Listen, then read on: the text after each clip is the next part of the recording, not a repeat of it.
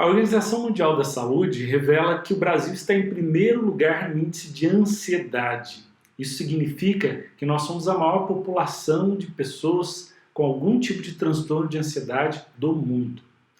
Os números revelam que 9,3% da população brasileira tem algum tipo de transtorno de ansiedade. São mais de 18 milhões de pessoas. Bom, vamos conversar um pouco sobre isso nesse nosso vídeo de hoje.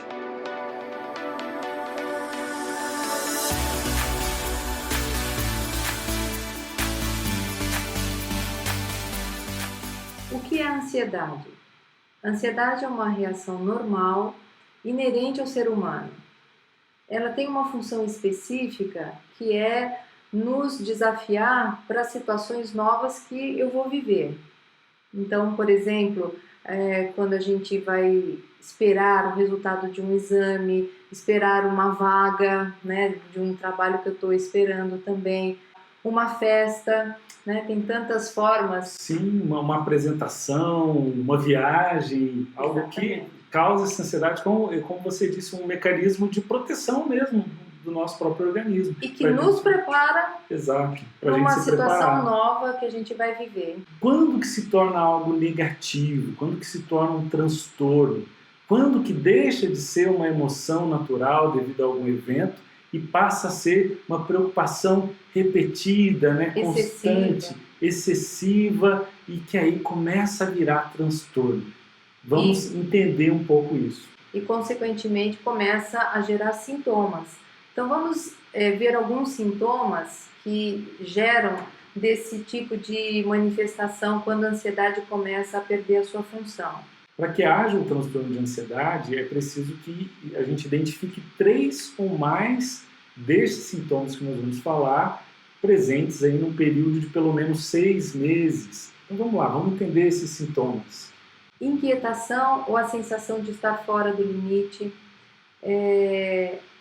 irritabilidade, a perturbação no sono ou de ter dificuldade para dormir logo, ou tardar para dormir, ou acordar, né, de manhã com a sensação de que o sono não foi produtivo, não foi reparador.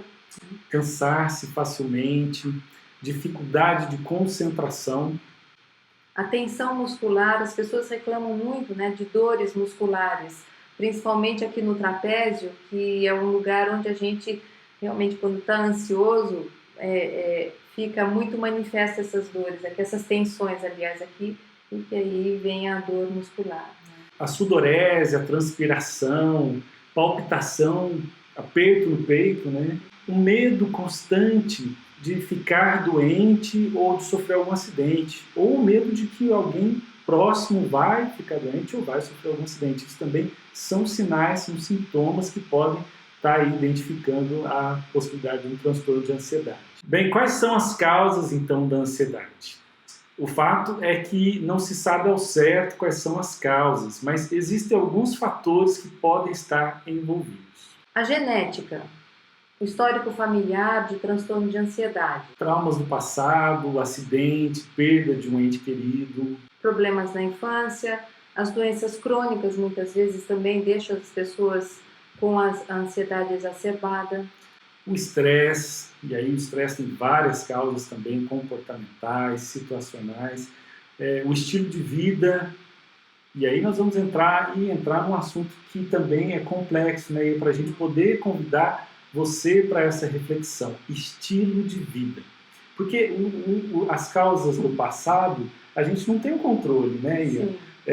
Por exemplo, se eu tive um trauma no passado, se eu perdi alguém no passado, se tem fatores genéticos no histórico da família, isso eu não tenho controle. Mas eu tenho controle no estilo de vida. É algo que eu posso fazer por mim já. Exatamente. E por que o Brasil é o primeiro colocado no ranking de ansiedade? A gente precisa se perguntar e fazer uma autoanálise, o nosso estilo de vida. Então, paralelo a isso, a gente vai introduzir aí alguns dados para a gente pensar. Por exemplo, o Brasil também é um dos maiores usuários das redes sociais. Então, a gente está constantemente conectado à internet, nos privando de situações do dia a dia da vida, do dia a dia, do contato com outras pessoas na vida real, que, por exemplo, nos auxiliam na construção da nossa personalidade, aprender a lidar com a frustração, que as brincadeiras no colégio, a infância, tudo nos ensina, enfim, vários fatores sociais. Fatores socios, políticos e econômicos também, né? A situação, por exemplo, que a gente está vivendo hoje aqui, essa situação nacional, que nos mobiliza e ao mesmo tempo nos preocupa de uma maneira talvez exacerbada, talvez até errada, né, gente? A ansiedade também... Porque o povo brasileiro é um povo muito emotivo, um passional. povo muito passional, né? Então, talvez Exato. isso deixe a gente com esse nível de ansiedade sempre muito elevado, esse nível de ansiedade social muito elevado, né? O Sérgio Buarque de Holanda fala no livro Raízes do Brasil, ele fala sobre o povo brasileiro, exatamente isso, que o povo brasileiro é um povo cordial. Cordial no sentido de que a gente preocupa muito com os outros, o que os outros pensam, o que os outros falam, o que os outros fazem, e também no sentido de que a gente é muito coração, né? Cordial no sentido de coração, passionais demais. Todos esses são fatores que influenciam. E essa hipervalorização do olhar do outro, o que o outro vai achar, né, Edson, pode trazer para mim também danos, porque pode causar em mim a desvalorização de mim mesmo, né, a diminuição de mim mesmo. Isso a gente encontra muito também. E aí a gente toca em alguns fatores aqui que é importante a gente pensar, porque às vezes fica meio filosófico, meio subjetivo, mas é muito importante a gente refletir sobre isso. Por exemplo, se eu preocupo demais com o que o outro pensa sobre mim, eu me fragmento como ser. Então, a minha força, a minha energia vital, minha força de vontade, a forma com que eu me coloco diante das situações do dia a dia, vai ser fragilizado, né, Yamara? Porque está fragmentado. E aí eu não assumo a minha responsabilidade sobre a minha vida. E aí a gente vai vendo essas características muito presentes no Brasil, nos problemas sociais, políticos, e também que afeta a gente de verdade na nossa saúde. E eu posso cair também no erro de delegar para o outro, né, que o outro faça por mim. E aí eu vou me despersonalizando cada vez mais. E desenvolvendo mais e mais transtornos psicológicos, não só a ansiedade. É importante saber também que a ansiedade, o transtorno de ansiedade tem tratamento. O tratamento mais indicado é a psicoterapia, com certeza, e também o tratamento farmacológico, ele deve ser administrado com muito critério pelo médico, né? No caso sempre o psiquiatra, mas não correr o risco de ser tratado só pelo tratamento medicamentoso. Ele tem que estar sempre associado ao tratamento psicoterapêutico também. Existem, na verdade, vários tipos de transtornos de ansiedade. É importante que, se você percebe algum desses sintomas presentes na sua vida por mais de 6 meses, você procure um psicólogo ou um psiquiatra e faça essa avaliação para saber exatamente qual tipo de transtorno de ansiedade você tem. É muito importante ser feito um bom diagnóstico. Exato, porque em cima do diagnóstico que você vai saber qual o melhor tipo de tratamento, evidentemente, para o seu transtorno. Nós queríamos terminar esse nosso bate-papo falando sobre algumas dicas, né, para a prevenção ou para enfrentar a ansiedade. Então, a primeira dica está relacionada ao estilo de vida que a gente leva, né, Edson?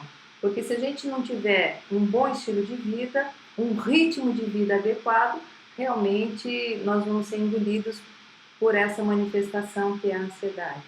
Exatamente. E a gente volta e convida você novamente a assistir os nossos vídeos anteriores, que a gente fala bastante sobre o cuidado de si, sobre o estilo de vida. Mas aqui vão algumas dicas. Dormir mais cedo. Fazer esse exercício, né, gente? Que a gente normalmente está acostumado a ir se deitar na hora que o sono não vem, então eu vou postergando, vou adiando esse momento. Não, fazer o exercício de ir mais cedo para a cama, tendo ou não tendo sono.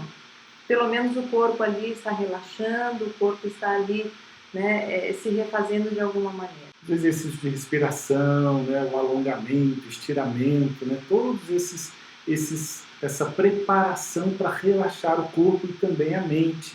Uma coisa que é interessante é você não estar assistindo televisão ou vídeos que tragam muitos estímulos. Por exemplo, uma coisa que é interessante, até mesmo para as crianças, os desenhos animados. Antes de dormir não é bom porque há um excesso de luminosidade nas cores, enfim. Um excesso de estimulação, e aí a criança fica ligada, ela não relaxa para dormir. Ela pode até dormir, mas o cérebro dela está ainda num baita de um funcionamento. Exatamente. É uma péssima ideia essa de colocar desenho para a criança dormir. Não funciona. A galinha pintadinha tem que ser vista só durante o dia. Exatamente. Ao acordar pela manhã, você, antes de já sair da cama correndo, fazer esse despertar ser de uma maneira mais nobre, né? Ou seja, vamos lá fazer um estiramento também, fazer ali, olhar para aquele dia que está iniciando, agradecer por ter mais um dia de vida, olha que importante. Fazer também o exercício de respiração, quando acorda, enfim, se preparando para iniciar aquele dia, prestando atenção que está iniciando um novo dia. Organizar bem a agenda do seu dia de acordo com o tempo que você tem. A gente tem também aí uma tendência muito grande de colocarmos muitas obrigações, muitas responsabilidades e tentar correr atrás o dia inteiro para ver se consegue cumprir tudo, sem antes pensar de forma inteligente se realmente aquilo vai caber naquele dia e vai caber de forma saudável. Porque também não adianta eu querer chegar em casa, né, depois de 14, 15 horas de trabalho para dizer que eu consegui fazer tudo, mas conseguiu a que preço? Ao preço de fazer mal para a sua saúde. Então, será que vale a pena? Um outro exercício bacana da gente poder fazer, ao longo do dia, fazer algumas paradas de 5 minutos que sejam, né, para você poder relaxar um pouquinho, relaxar a mente, olhar uma coisa diferente, tomar uma água, respirar um pouco mais, né? Voltar a fazer o exercício de respiração. É uma dica, gente, muito básica, mas muito eficaz. Novamente, as atividades físicas são muito importantes. Mexem com o nosso metabolismo de forma positiva, com a produção de hormônios do nosso organismo, e isso tudo facilita com que a nossa mente possa trabalhar de forma mais ordenada e de forma mais saudável. Meditação também é um outro exercício muito bom no nosso dia a dia. Como diz o ditado, né, Edson? O ditado aí sábio, mente sã, corpo são. E aí talvez muita gente pergunte, né, bom, mas o que é meditação? Como se faz uma meditação? Mas existem tantos livros, tanto conteúdo, também online, que você pode procurar como meditar, como fazer uma meditação. Aprenda a fazer meditação, porque você vai ver que vai fazer muito bem para você. Porque a meditação seria um antídoto para o pensamento acelerado, né? Para essa vida acelerada que hoje, principalmente o pensamento, a gente fica com o pensamento recorrente, e a meditação ela é um antídoto bem eficaz também. Enfim, gente, ter significado para cada coisa que eu realizo no meu dia a dia. Se eu tenho sentido para cada coisa que eu realizo, realmente o meu dia vai ser muito diferente. Uma coisa importante para nós retomarmos nesse final do nosso vídeo é sobre aquela preocupação que eu tenho demais com o que o outro pensa de mim. Então vamos também pensar o que eu tenho para oferecer para o outro. Então nesse dia de hoje que começa, o que eu posso oferecer para as pessoas que estão do meu lado, o que eu posso oferecer para a minha família, o que eu posso oferecer para o mundo.